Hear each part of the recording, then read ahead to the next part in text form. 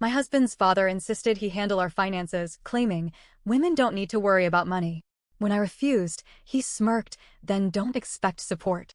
My husband sighed, "It's easier this way." Months later, his father tried to access our accounts and realized too late what I had done. Okay, so I never expected to be in this situation. I thought my husband and I were partners in every sense of the word. I thought we'd make decisions together, especially when it came to money. Turns out I was wrong. I should have seen the red flags earlier. Maybe I did, and I just ignored them.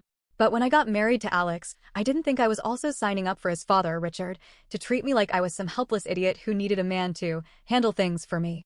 Richard was the kind of guy who believed women belonged in the home, not in a boardroom. It didn't matter that I had a degree in accounting, worked a full-time job, and knew more about finances than his entire family combined. To him, I was just a woman, and that meant I shouldn't be involved in serious matters like money. I thought Alex didn't share his mindset. I really did. He never acted like that when we were dating. Sure, he was a little passive when it came to making decisions, but I figured he just trusted me. What I didn't realize was that he was so used to letting his father call the shots that he didn't know how to function any other way.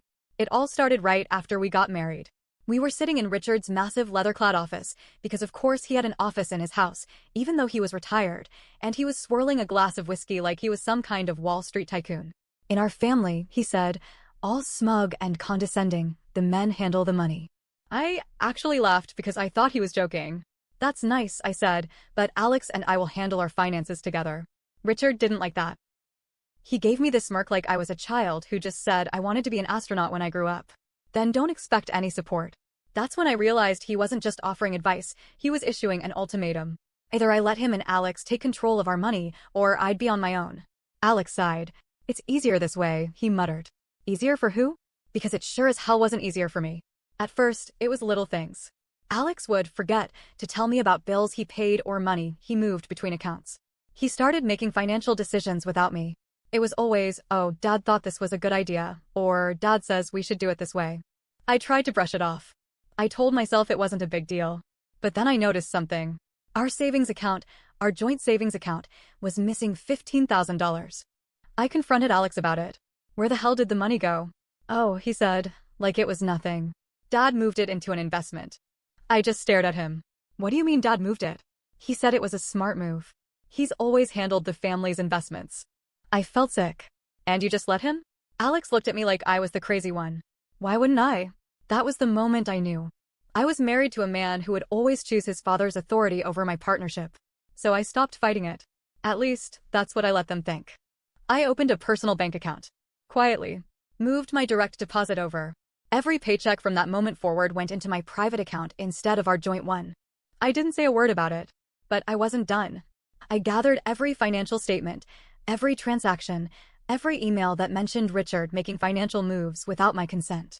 Screenshots, bank statements, even text messages. I documented everything. And then I waited. Because I knew Richard wasn't done either. For a while, things were quiet. Too quiet. Alex didn't notice that my paychecks had stopped going into the joint account. If he did, he didn't say anything. Maybe he just assumed money was tight, or maybe he wasn't paying attention. Either way, I let him believe everything was normal. Richard, though? Richard was waiting for something. I could feel it. Then, one night, Alex casually mentioned that his dad had another investment opportunity lined up. "Don't worry," he said, chewing on his dinner like we weren't discussing our money. "Dad says it's low risk, high reward." I dropped my fork. "How much this time?" He shrugged. "Not sure. But Dad needs access to the joint account again." And there it was. I played dumb. "Oh, that's fine. I think the bank put some extra security on the account. They might call me before approving any big transfers." Alex didn't even blink.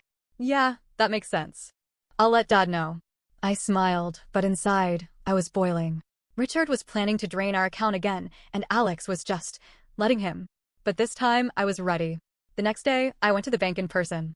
I explained the situation, without giving too much away, and made sure that Richard wouldn't be able to touch a single cent. "Freeze the account," I said. "If anything over $100 gets pulled, call me immediately." The banker nodded. "Understood, ma'am. We'll notify you right away." That night, I sat back and waited. Sure enough, 3 days later, I got a call. "Mrs. Taylor?" The bank rep sounded cautious. "There was an attempt to transfer $20,000 from your joint account. We flagged it as suspicious." I almost laughed. Who initiated it? The request came from Richard Taylor. Of course it did. That evening, Alex walked in, completely unaware of what had happened. He kissed me on the cheek, sat down on the couch, and turned on the TV like everything was fine. I waited. 5 minutes later, his phone rang. I could hear Richard yelling through the speaker. What the hell happened? The bank won't let me transfer the money. They froze the damn account. Alex frowned. Wait, what? That doesn't make sense. Then his eyes flicked to me. I raised an eyebrow. Slowly, he put the phone down. Did you do something? I leaned back in my chair, completely calm. Do what, exactly? Alex swallowed. The joint account. Why is it frozen? Probably because someone's been pulling large amounts of money out of it without my consent. Richard was still yelling on the phone. Fix this, Alex. No. Alex ran a hand through his hair. Look, just call the bank and tell them to release it. Dad needs that money for the investment. I let the silence stretch between us. No, Alex blinked. What? I folded my arms. No. I'm not unfreezing anything. Now Alex was the one who looked like he might explode. Sophie, you're making this way harder than it needs to be. Am I? I tilted my head. Because I don't remember agreeing to let your father gamble away our savings. Alex pinched the bridge of his nose. It's not gambling. It's an investment. I scoffed. Oh yeah? What's the return on this investment? Did he give you any actual numbers? Silence. I laughed bitterly. That's what I thought. Richard was still ranting through the phone. Give the phone to Sophie. Now. Alex hesitated. Maybe you should just talk to him. I have nothing to say to him. I stood up. But I think you should tell him that our money is off limits. Alex didn't answer. And that's when I knew he wasn't just in over his head. He knew his father was using him. And he didn't care. I needed to move faster. Over the next few days, I dug deeper into Richard's investments. I didn't just want to block his access, I wanted to expose him. And that's when I found it. A paper trail. Richard had been pulling money from multiple accounts, not just ours. Alex's older brother? His savings were nearly gone. His mom? She had no idea that Richard had drained half of her retirement fund. I sat there, staring at the numbers, feeling my stomach drop.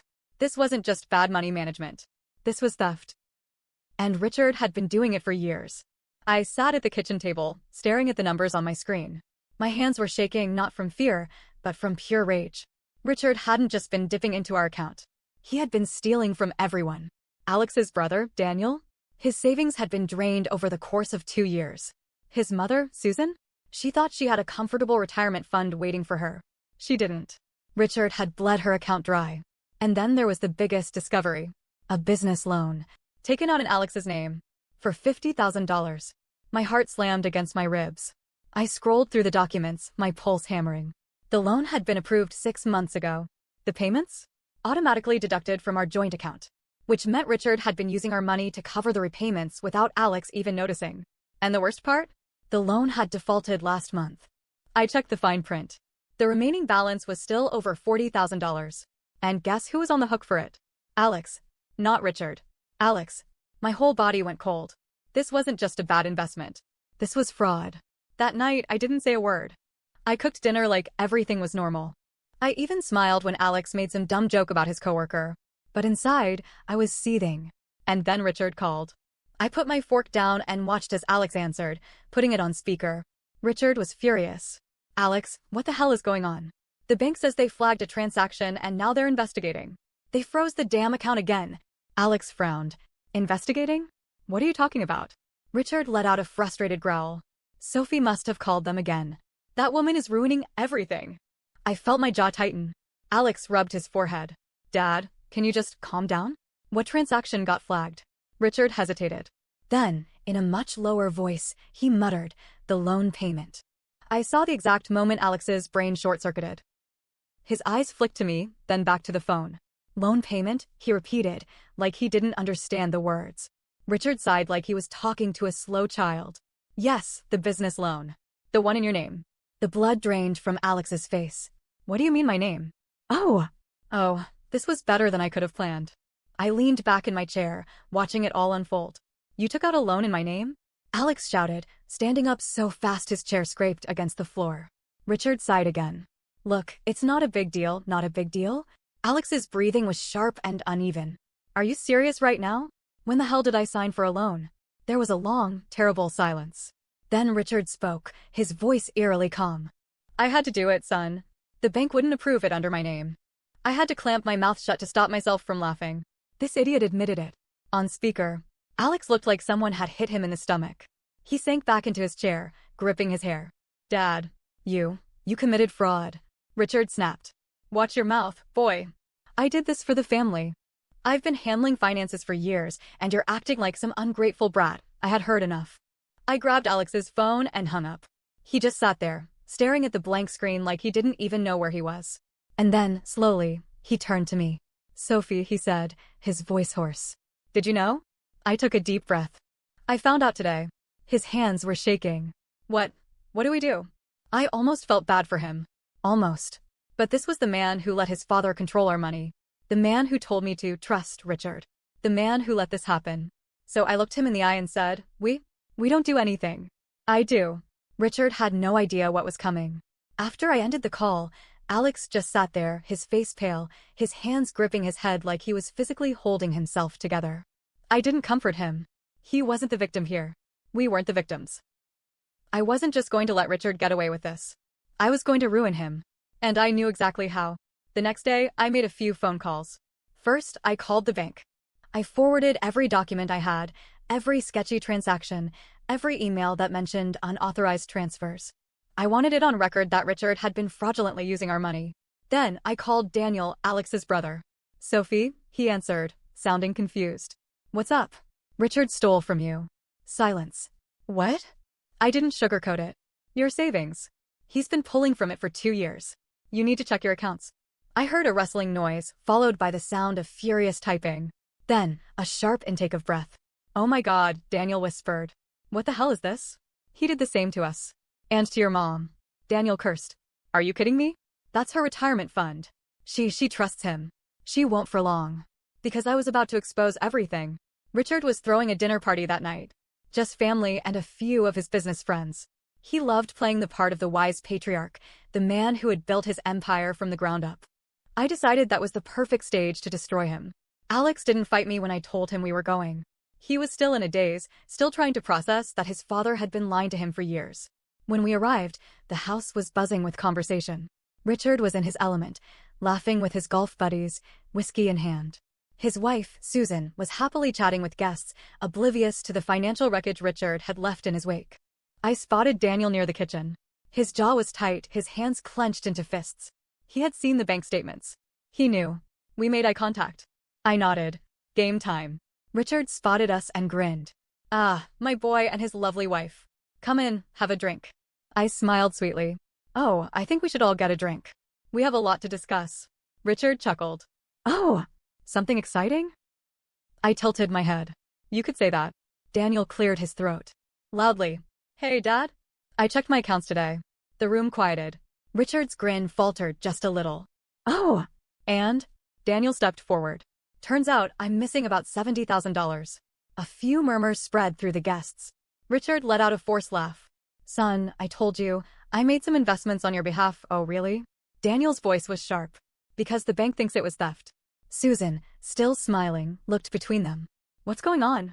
I folded my arms. Oh, you'll love this, Susan. Turns out your husband has been stealing from all of us. Including you. Her face fell. What? I turned to the crowd. Let's break it down, shall we? Richard drained our joint savings. He took out a business loan under Alex's name. He's been moving money from all of your accounts without your knowledge. I gestured to Susan. He drained half of your retirement fund. Did you know that? Her eyes widened. Richard? Richard's smile was gone. His face was flushed. Now hold on, don't. I cut him off. We have proof. Bank statements. Emails. And we're reporting everything. A ripple of shock went through the guests. Some of his friends started shifting uncomfortably, exchanging glances. Susan stepped closer to him. Tell me it's not true. Richard tried to keep his voice steady. Honey, I was just reallocating the money, without telling anyone. Daniel snapped. You lied to me. Susan's voice broke. You said our money was safe. I trusted you. Richard's face was pure panic now. You don't understand. It's just a temporary setback. I stepped forward, my voice deadly calm. It's fraud. And then I dropped the final bombshell. The bank is launching an investigation. This isn't just a setback, Richard. This is a crime.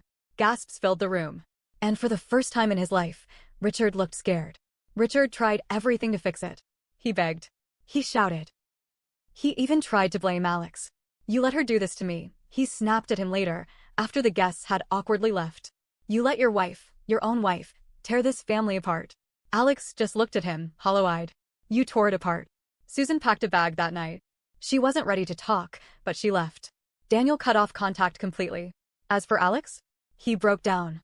He kept apologizing, kept saying he didn't know, that he should have listened to me, that he didn't realize how deep it went. I believed him. But I also knew I could never trust him again. So I did what I should have done months ago. I filed for divorce. The bank moved fast. They froze Richard's assets. The fraud investigation escalated quickly. And the business loan? Since it was in Alex's name, Richard assumed we would be the ones stuck with it. Too bad for him. I had already spoken to the bank's fraud department. They found forged signatures on the paperwork. And guess what that meant? Full liability on Richard. He lost everything. His money, his house, his family. And then came the cherry on top. Richard was arrested for financial fraud. And when the cuffs clicked around his wrists, when they dragged him out of his precious home, I looked him straight in the eye and said, I told you I'd handle my own money.